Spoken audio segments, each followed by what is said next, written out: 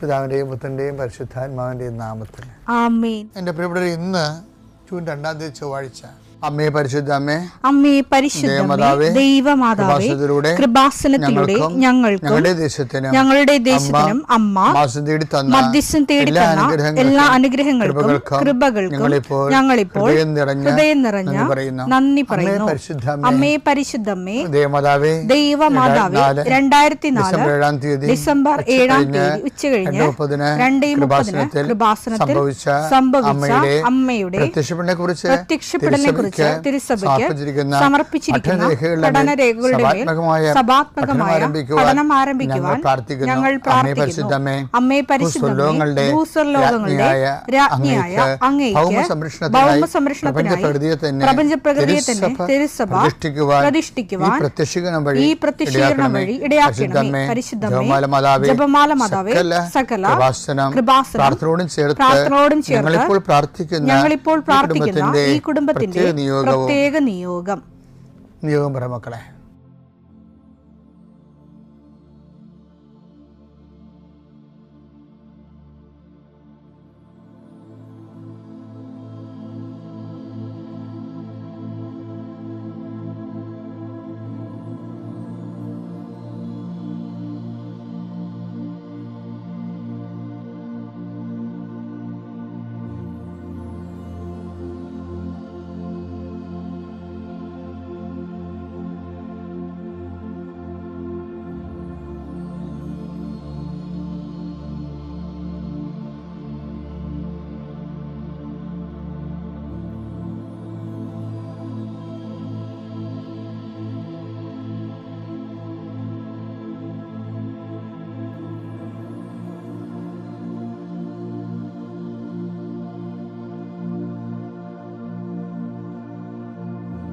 അമ്മയുടെ പ്രത്യക്ഷീകരണത്തിന്റെ ഈ അനുഗ്രഹവേളയിൽ ഞങ്ങൾക്ക് സാധിച്ചു തരുവാൻ കനിയണമേ. ആമേൻ. വിശ്വാസ പ്രമാണം. സർവശക്തനായ പിതാവും ആകാശത്തിന്റെയും ഭൂമിയുടെയും സൃഷ്ടാവുമായ ദൈവത്തിൽ ഞാൻ വിശ്വസിക്കുന്നു. അവിടുത്തെ ഏകപുത്രനും ഞങ്ങളുടെ കർത്താവുമായ ഈശോമിശിഹായിലും ഞാൻ വിശ്വസിക്കുന്നു. ഈ പുത്രൻ പരിശുദ്ധാത്മാവിനാൽ ഗർഭസ്ഥനായി കന്യകാമറിയത്തിൽ നിന്ന് പിറന്ന് പൊന്തിയോസ് പീലാത്തോസിന്റെ കാലത്ത് പീഡകൾ സഹിച്ച് കുരിശിൽ തറയ്ക്കപ്പെട്ട് മരിച്ച് അടക്കപ്പെട്ട് പാതാളങ്ങളിൽ ഇറങ്ങി മരിച്ചവരുടെ ഇടയിൽ നിന്ന് 3-ാം നാൾ ഉയർത്ത് സ്വർഗത്തിലേക്ക് എഴുന്നള്ളി സർവശക്തിയുള്ള പിതാവായ ദൈവത്തിന്റെ വലതുഭാഗത്തിരിക്കുന്നു.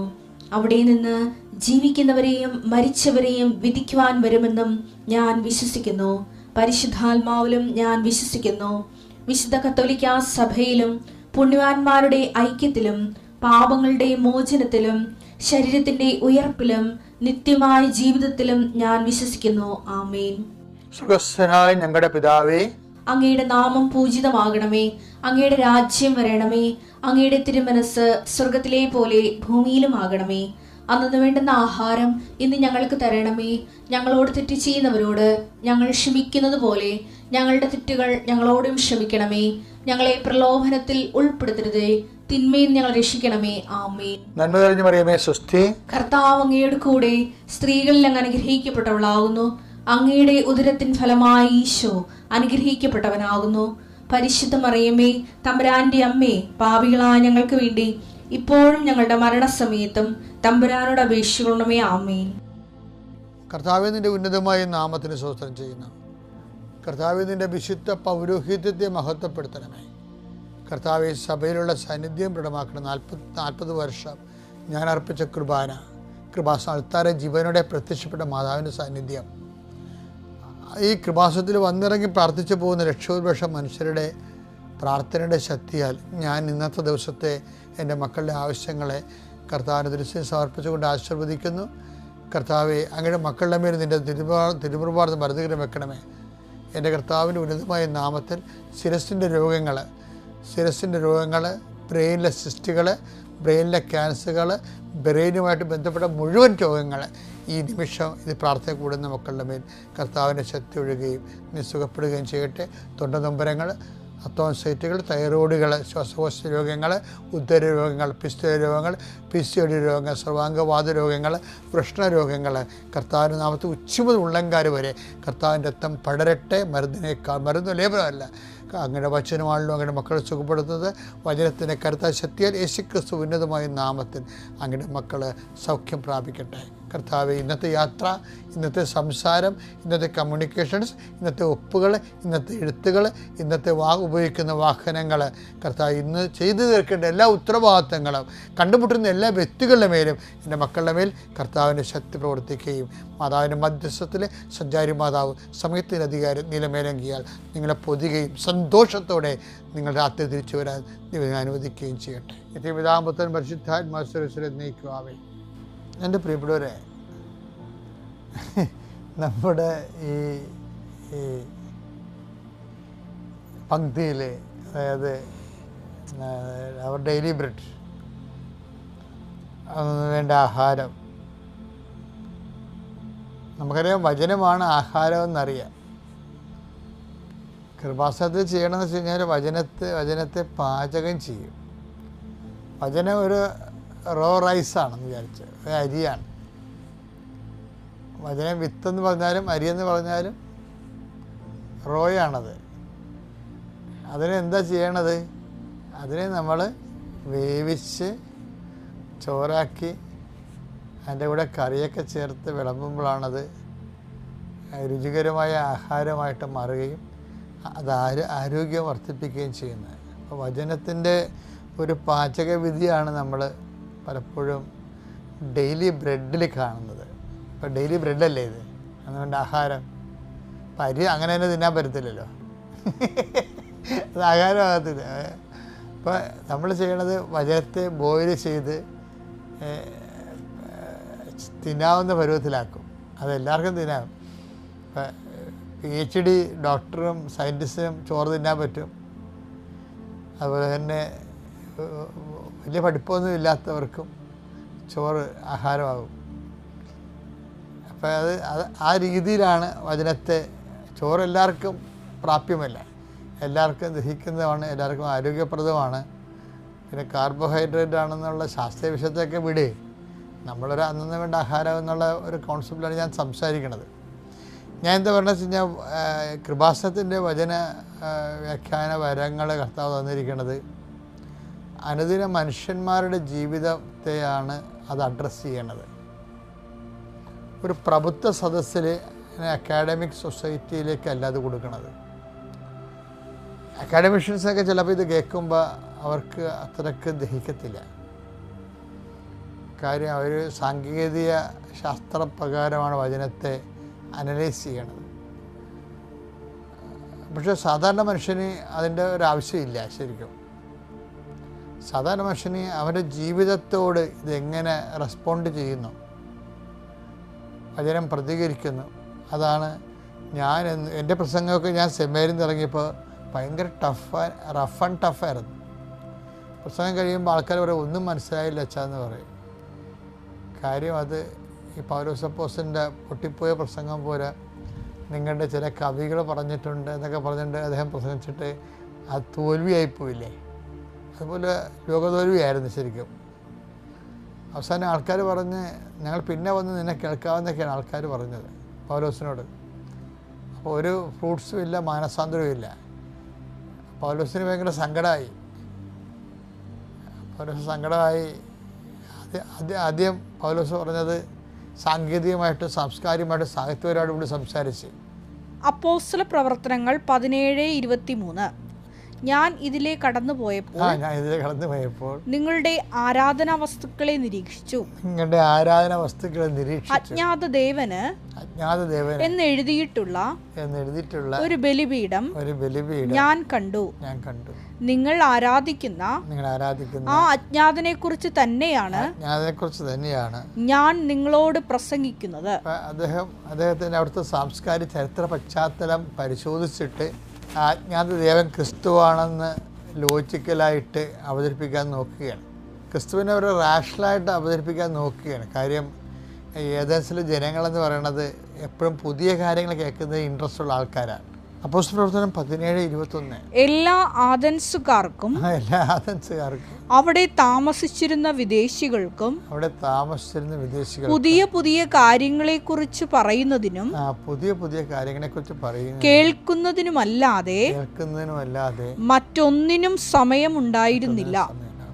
അതൊരു ഭയങ്കര എസ്തെറ്റിക് ആയിട്ടുള്ള ഒരു അക്കാഡമിക് സൊസൈറ്റിയാണ്. പുതിയ പുതിയ ആൾക്കാർ വന്ന് അവർക്കൊരു ആശയങ്ങൾ വരുമ്പോൾ അത് വന്ന് പബ്ലിക്കായിട്ടത് പറയും. ഒരു പീഠമുണ്ട്. അവിടെ പ്രസംഗിക്കാൻ പൗലോസിന് ചാൻസ് കിട്ടിയപ്പോഴാണ് അദ്ദേഹം ഈ വിഷയം വളരെ കഷ്ടപ്പെട്ട് പ്രിപ്പയർ ചെയ്താണ് ഈ വിഷയം പറയണത്. അദ്ദേഹം അവരുടെ കവികളുടെയൊക്കെ സാഹിത്യ പുസ്തകങ്ങളൊക്കെ വായിച്ച് കർത്താവിനെ അവതരിപ്പിക്കാൻ വേണ്ടി. അതാണ് പുള്ളി പറയുന്നത്, നിങ്ങളുടെ ചില കവികൾ പറഞ്ഞിട്ടുണ്ട്. അപ്പോസ്തല പ്രവർത്തനം 17:28. എന്തെന്നാൽ അവിടുന്നിൽ നാം ജീവിക്കുന്നു, ചരിക്കുന്നു, നിലനിൽക്കുന്നു, നാം അവിടുത്തെ സന്താനങ്ങളാണെന്ന് നിങ്ങളുടെ തന്നെ ചില കവികൾ പറഞ്ഞിട്ടുണ്ടല്ലോ. അപ്പോൾ വയലാറും വയൽവിക്കുറിപ്പും ഒക്കെ നമ്മുടെ കത്താറുകൾ കോട്ട് ചെയ്യത്തില്ലേ, അതിൻ്റെ തന്നെ ഒരു പൗളിയൻ വെർഷനാണത്. പക്ഷെ ഇതൊന്നും വർക്കൗട്ട് ചെയ്യത്തില്ല. അവസാനം പുള്ളി പ്രഭാഷണത്തിൽ പരാജയപ്പെട്ടപ്പോൾ പുള്ളിക്ക് ഭയങ്കര കണ്ണീരാകും. കർത്താവേ, ഞാൻ എന്ത് സംസ്കാരവും വൈജ്ഞാനികവും പ്രബോധനപരമായിട്ടൊക്കെ സംസാരിച്ചിട്ട് നിന്നെ അങ്ങോട്ട് കൈമാറാൻ പറ്റണില്ലല്ലോ എന്ന് ഈ മനുഷ്യൻ കർത്താവിൻ്റെ മുമ്പിൽ കണ്ണീരിടും. അപ്പോൾ പരിശുദ്ധാത്മ പറയും, നീ നിൻ്റെ വൈജ്ഞാനിക പ്രബുദ്ധത ജനങ്ങളുടെ മേൽ വിളമ്പുന്നതിന് പകരം എന്നെ കൊടുക്കാൻ പറയും. അപ്പോൾ പൗലോസിൻ്റെ പ്രാർത്ഥനയിൽ കറക്റ്റ് കാര്യം പറയും. പൗലോസ് പിന്നെ പറയാൻ തുടങ്ങുകയെന്ന് വെച്ചാൽ ഗ്രീക്കുകാർ വിജ്ഞാനം അന്വേഷിക്കുന്നു, യഹൂദർ അടയാളം അന്വേഷിക്കുന്നു. കണ്ട, ഞാൻ നിങ്ങളോട് പറയുന്നത് സാഹിത്യവും സംസ്കാരവും പാണ്ഡിത്യവും ഒന്നുമല്ല, തുണിയില്ലാതെ ക്രൂശിക്കപ്പെട്ട ക്രിസ്തുവിനെ കുറിച്ചാണ്.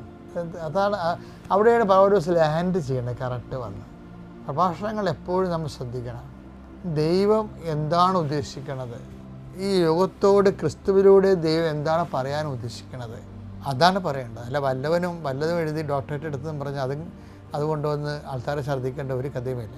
ആരെങ്കിലും എന്തെങ്കിലും പാടി നടന്നെന്ന് പറഞ്ഞുകൊണ്ട് ആ പാടി നടന്നവന്മാരുടെ സാഹിത്യത്തിന് നമ്മളിങ്ങനെ ഓശാന പാടുകയും ഫാൻ ചെയ്യേണ്ട കാര്യമില്ല. മറിച്ച് വി മസ്റ്റ് അത് ആൾക്കാർക്ക് ഇഷ്ടപ്പെട്ടില്ലെന്നല്ല പ്രശ്നം. ദൈവത്തിൻ്റെ പദ്ധതികളെ ജനങ്ങളിലേക്ക് എത്തിക്കും. അപ്പോൾ പൗലോസ് പ്ലേറ്റ് മറച്ചു വെച്ച് എന്താ പറയണത്, 1 കൊരിന്ത്യർ 1:22-23. യഹൂദർ അടയാളങ്ങൾ ആവശ്യപ്പെടുന്നു. പക്ഷി ലാൻഡ് ചെയ്യണ കണ്ടില്ലേ താഴേക്ക്, യഹൂദർ അടയാളം ആവശ്യപ്പെടുന്നു. ഗ്രീക്കുകാർ വിജ്ഞാനം അന്വേഷിക്കുന്നു. എന്നുള്ള കാരണം അതുകൊണ്ട് വൈജ്ഞാനികമായിട്ട് ക്രിസ്തുവിനെ അവതരിപ്പിക്കാവുന്നതാണ് പൗലോസ് വിചാരിച്ചുകൊണ്ടാണ് നിങ്ങളുടെ കവികളും അൺനോൺ ഗോഡെന്ന് പറയണത്. വളരെ വൈജ്ഞാനികമായിട്ട് അവതരിപ്പിക്കണത്. പക്ഷെ അതൊന്നും വർക്കൗട്ട് ചെയ്യണില്ല. എന്താ കാര്യം, അതിൻ്റെ കൂടെ പരിശുദ്ധാത്മാ പ്രവർത്തിക്കത്തില്ല. നമ്മൾ ശ്രദ്ധിക്കേണ്ടത്, എനിക്ക് അറിവുണ്ടോ, ഞാൻ പ്രബുദ്ധനാണോ, എനിക്ക് സാഹിത്യം അറിയാമോ, പാട്ടറിയാമോ എന്നൊന്നും അല്ല പ്രശ്നം.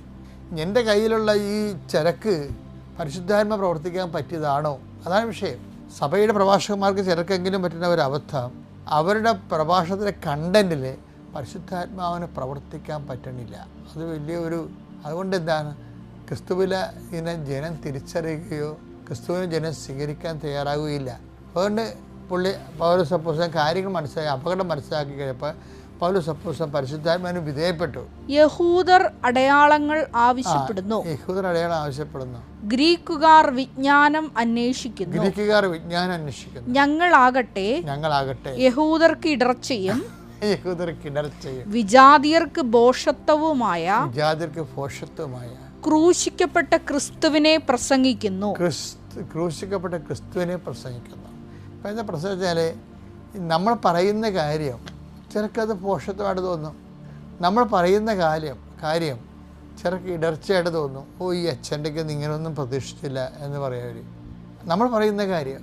പക്ഷേ ചിലപ്പോൾ ചിലർക്ക് പോഷത്വവും ചിലർക്ക് ഇടർച്ചയായി പോകുന്നു. പക്ഷേ എന്താണ്, നമ്മൾ പറയുന്ന കാര്യത്തിൽ നമ്മൾ മാറാൻ പാടില്ല.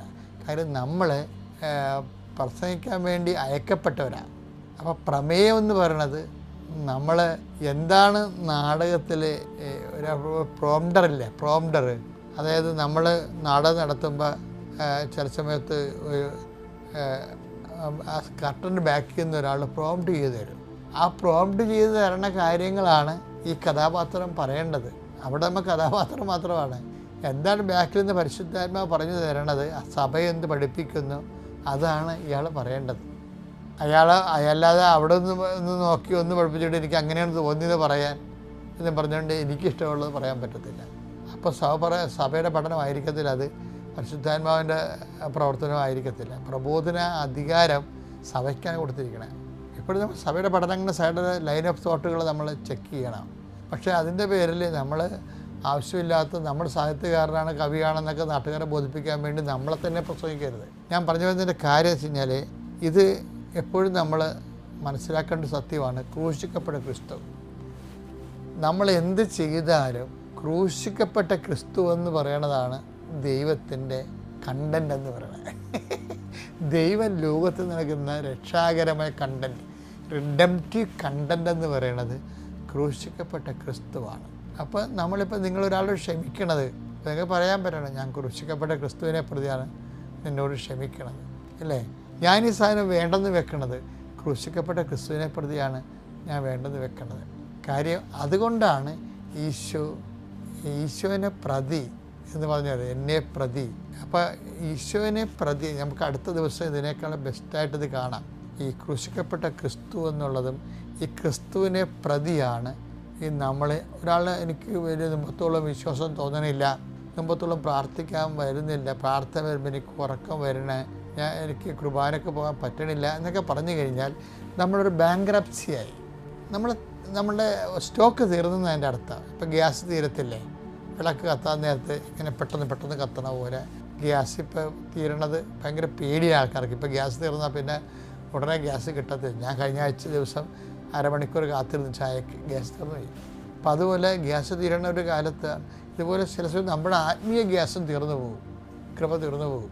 അപ്പോൾ നമുക്ക് കോട്ടവായിടും, പള്ളിയിൽ നിന്ന് ഉറങ്ങും, അവന് പള്ളിയിൽ പോകാൻ തോന്നത്തില്ല, കുടുംബ പ്രാർത്ഥനയ്ക്ക് ചേരത്തില്ല, കുർബാനയ്ക്ക് പോകത്തില്ല, അങ്ങനെ കേസ് തീർന്നു. അങ്ങനെ വന്നാൽ പിന്നെ ഈ ബാങ്ക്രപ്സി ആയി, വിശ്വാസം ബാങ്ക്രപ്സി ആയാൽ അതിനെ അതിജീവിക്കുന്നത് എല്ലാം ഈ നമ്മൾ പിന്നെ ചെയ്യുന്നതെല്ലാം ക്രൂശിക്കപ്പെട്ട ക്രിസ്തുവിനെ പ്രതിയായിരിക്കണം. നമ്മൾക്ക് ഒന്നും തുടങ്ങേണ്ടി വരും. പക്ഷെ ഒന്നും തുടങ്ങിയാലും പെട്ടെന്ന് ഒറ്റ ദിവസം കൊണ്ട് 9 ദിവസത്തെ വളർച്ച ഉണ്ടാക്കാം. എങ്ങനെയാണത്? എല്ലാം ക്രൂശിക്കപ്പെട്ട ക്രിസ്തുവിനെ ഇപ്പം നിങ്ങൾ ക്ഷമിക്കണതും, ഒരാളെ സഹായിക്കണതും, ഒരാളുടെ കൂടെ തുണയാത്ര പോണതും, ഒരാൾക്ക് ഒരു പഠന സഹായം ചെയ്തു കൊടുക്കുന്നതും എല്ലാം ക്രൂശിക്കപ്പെട്ട ക്രിസ്തുവിനെ ആയിരിക്കണം. അപ്പോൾ ഈ ക്രൂശിക്കപ്പെട്ട ക്രിസ്തുവിന് ഭയങ്കരമായ ഇൻകമാണ്, വരുമാനം. നമുക്ക് നാളെ അത് നല്ലതായിട്ട് കാണാം. കർത്താവ് നിങ്ങൾ അനുഗ്രഹിക്കട്ടെ. എല്ലാം ക്രൂശിക്കപ്പെട്ട ക്രിസ്തുവിൽ ചെയ്യുക. ഇന്നത്തെ ദിവസം ഭാസുരമാകട്ടെ. പിതാവിൻ്റെയും പുത്രൻ്റെയും പരിശുദ്ധാത്മാവിൻ്റെ നാമത്തിൽ.